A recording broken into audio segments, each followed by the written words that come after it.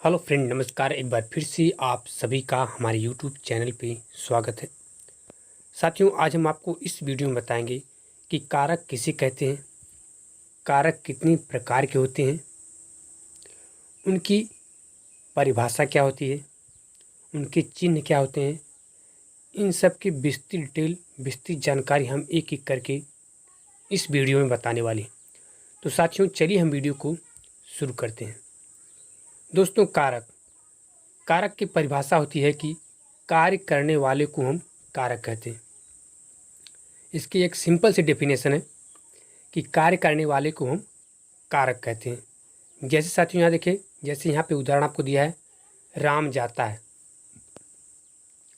राम जाता है, इसमें साथियों जो राम हुआ क्या है, वह कारक है, क्योंकि राम जाने का कार्य कर रहा है, इसलिए राम क्या है, राम इसमें कारक है। ठीक है, यानी कारक का मतलब होता है दोस्तों, कार्य करने वाला। क्या करने वाला? कार्य करने वाला, यानी कार्य करने वाले को हम कारक कहते हैं। हिंदी में साथियों जो कारक होते हैं वह 8 प्रकार के होते हैं। कितने प्रकार के होते हैं? हिंदी में जो कारक होते हैं वह मुख्य जो है 8 प्रकार के होते हैं। वह कौन कौन से कारक होते हैं यहाँ पर हम देखेंगे। सबसे पहले कर्ता कारक। कर्ता कारक का चिन्ह साथियों जो चिन्ह है वह है नी। यहाँ पे देखिए सामने हमने लिखा है, जो कर्ता कारक का चिन्ह है वह है क्या है, नी है। दूसरा है कर्म कारक। कर्म कारक का चिन्ह है को। उसके बाद आपका है करण कारक। करण कारक का चिन्ह है से द्वारा। संप्रदान कारक इसके बाद आ जाएगा। ठीक है, इसके बाद क्या आएगा, इसके बाद साथियों आपका आ जाएगा संप्रदान कारक। संप्रदान कारक का चिन्ह है को के लिए। उसके बाद अपादान कारक। अपादान कारक का है से। फिर संबंध कारक। संबंध कारक का चिन्ह है का की के रा री रे आदि। इसके बाद साथियों सातवां है अधिकरण कारक। इसका चिन्ह है मी पर। फिर लास्ट में आपका है संबोधन कारक, जिसे हे आ अरे या इसका चिन्ह है। ठीक है, तो कार्य करने वाले को हम क्या कहते हैं? कार्य करने वाले को हम कारक कहते हैं। यानी कारक का मतलब ही होता है कार्य करने वाला। हिंदी में साथियों जो कारक होता है वह कितना होता है, वह 8 प्रकार के होते हैं। कौन कौन से? कर्ता कारक, कर्म कारक, करण कारक, संप्रदान कारक, अपादान कारक, संबंध कारक, अधिकरण कारक और संबोधन कारक। ठीक है, अब हम एक एक करके एक एक की डेफिनेशन और एग्जाम्पल जानते हैं। यहाँ पे सबसे पहले साथियों हमारा दिया है कर्ता कारक। सबसे पहले क्या दिया है? सबसे पहले आपका दिया है कर्ता कारक, जो कार्य करने के लिए स्वतंत्र होता है। जो कार्य करने के लिए स्वतंत्र होता है उसे हम कर्ता कारक कहते हैं। इसमें साथियों प्रथम विभक्ति का प्रयोग किया जाता है कर्ता कारक में। जैसे देखिए यहाँ पे उदाहरण दिया है, मोहन जाता है। मोहन क्या रहा है? मोहन जाने का कार्य कर रहा है, यानी मोहन स्वतंत्र है। ठीक है, तो मोहन इसमें क्या हुआ साथियों? मोहन इसमें कर्ता कारक है। ठीक है, अगला साथियों कर्म कारक। अगला क्या है? अगला है कर्म कारक। कर्ता द्वारा किए गए क्रिया का जिस पर प्रभाव पड़ता है उसे हम कर्म कारक कहते हैं। यानी कर्ता द्वारा किए गए क्रिया का जिस पर प्रभाव पड़ता है उसे हम कर्म कारक कहते हैं। कर्म कारक में साथियों द्वितीय विभक्ति का प्रयोग किया जाता है। जैसे यहाँ पे देखिए उदाहरण दिया है, राम विद्यालय जाता है।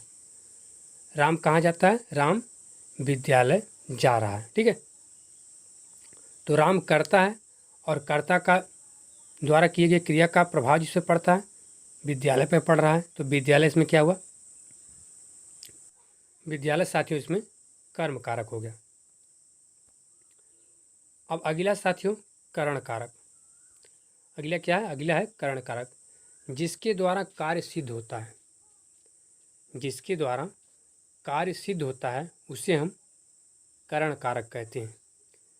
इसमें साथियों तृतीय विभक्ति का प्रयोग किया जाता है। जैसे यहाँ पे देखिए उदाहरण दिया है, गीता रेलगाड़ी से दिल्ली जाती है। गीता रेलगाड़ी से दिल्ली जाती है। किससे जाती है साथियों? रीता जो है रेलगाड़ी से दिल्ली जा रही, तो रेलगाड़ी द्वारा कार्य सिद्ध हो रहा है, इसलिए रेलगाड़ी क्या है? रेलगाड़ी साथियों करण कारक है। अब अगला साथियों संप्रदान कारक। कर्ता अपने कर्म से जिसको कुछ देना चाहता है अथवा देने का प्रयास करता है उसे हम संप्रदान कारक कहते हैं। संप्रदान कारक में साथियों चतुर्थ विभक्ति का प्रयोग किया जाता है। ठीक है, जैसे देखिए यहाँ पे उदाहरण है, राजा ब्राह्मण को वस्त्र देता है। राजा क्या कर रहा है? राजा ब्राह्मण को वस्त्र देने का कार्य कर रहा है। तो इसकी परिभाषा क्या थी कि कर्ता अपने कर्म से जिसको कुछ देना चाहता है अथवा देने का प्रयास करता है उसे हम संप्रदान कहते हैं, संप्रदान कारक कहते हैं। ठीक है, तो कर्ता है, देखिए राजा इसमें कर्ता हो गया और यह अपने कर्म से ब्राह्मण को क्या देना चाहता है?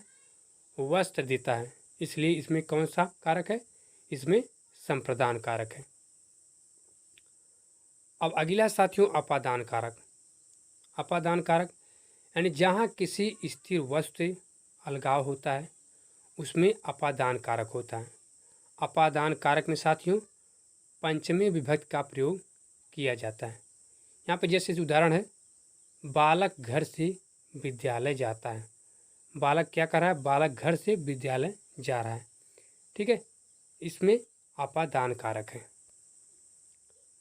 अगला साथियों संबंध कारक, जो हमें किन्हीं दो वस्तुओं के बीच संबंध का बोध कराए या संबंध का ज्ञान कराते हैं उन्हें हम संबंध कारक कहते हैं। इसमें साथियों षष्ठवी विभक्ति का प्रयोग किया जाता है, यानी छठी विभक्ति का प्रयोग किया जाता है। जैसे यहाँ पे देखिए उदाहरण दिया है, यह किशन का मोबाइल है। ठीक है, इसका देखिए जो का की के जो इसका चिन्ह था वह चिन्ह भी यहाँ पे आया है, इसलिए इस उदाहरण में संबंध कारक है। ठीक है, अगला साथियों अधिकरण कारक। अगला हमारा क्या है? अगला यहाँ पे देखिए अधिकरण कारक। कर्ता के क्रिया करने का जो आधार होता है उससे हम अधिकरण कारक कहते हैं। अधिकरण कारक में साथियों सप्तमी विभक्ति का प्रयोग किया जाता है। जैसे यहाँ पे देखिए उदाहरण दिया है, सोहन गांव में रहता है। ठीक है, सोहन गांव में रहता है। ठीक है, तो अधिकरण कारक क्या था? अधिकरण कारक का जो तीन चिन्ह था वह था में पर, यहाँ देखिए में आया हुआ है, इसलिए इस उदाहरण में अधिकरण कारक है। अगला साथियों संबोधन कारक। अगला हमारा क्या है? अगला देखिए हमारा यहाँ पे दिया है संबोधन कारक और यही लास्ट कारक है। संबोधन कारक का चिन्ह भी होता है दोस्तों, यदि इस प्रकार से चिन्ह लगा हुआ है तो यह संबोधन का चिन्ह है। समझ लीजिए इसमें कौन सा उदाहरण कारक होगा? इसमें संबोधन कारक होगा। तो ये देखिए संबोधन कारक का चिन्ह भी इस प्रकार से होता है। ठीक है, तो ऐसे शब्द जिनके माध्यम से किसी को बुलाने, पुकारने और बोलने का बोध कराया जाता है उन्हें हम संबोधन कारक कहते हैं। संबोधन कारक में साथियों अष्टमी विभक्ति का प्रयोग किया जाता है। किसका किया था? इसमें साथियों अष्टमी विभक्ति का प्रयोग किया जाता है। जैसे साथियों यहाँ पे देखिए उदाहरण आपका दिया है, जैसे यहाँ पे आपको देखिए उदाहरण दिया, आप यहाँ पे देख सकते हैं। नीचे आपको यहाँ देखिए उदाहरण दे रखा है कि हे भगवान मेरे साथ ऐसा क्यों किया। यहाँ पे देखिए आपका संबोधन का चिन्ह भी आया है, इसलिए इस उदाहरण में संबोधन कारक है। तो साथियों हमें उम्मीद है कि आपको समझ आ गया होगा कि कारक किसे कहते हैं, कारक कितने प्रकार के होते हैं, उनकी परिभाषा क्या होती है, उसकी पूरी जानकारी आपको इस वीडियो में मिल चुकी होगी। और साथियों यदि आपको यह वीडियो अच्छी लगी, पसंद आई, तो आप हमारे वीडियो को ज़्यादा से ज़्यादा लाइक और शेयर ज़रूर कीजिए साथियों। और यदि आपको हिंदी से रिलेटेड कोई भी किसी भी चीज़ का आपको परिभाषा, डेफिनेशन या एग्जाम्पल चाहिए तो आप हमें कमेंट बॉक्स में कमेंट करके पूछ सकते हैं। हम आप तक उस क्वेश्चन का आंसर आप तक ज़रूर पहुंचाएंगे। तो इस वीडियो में इतना ही साथियों, नमस्कार।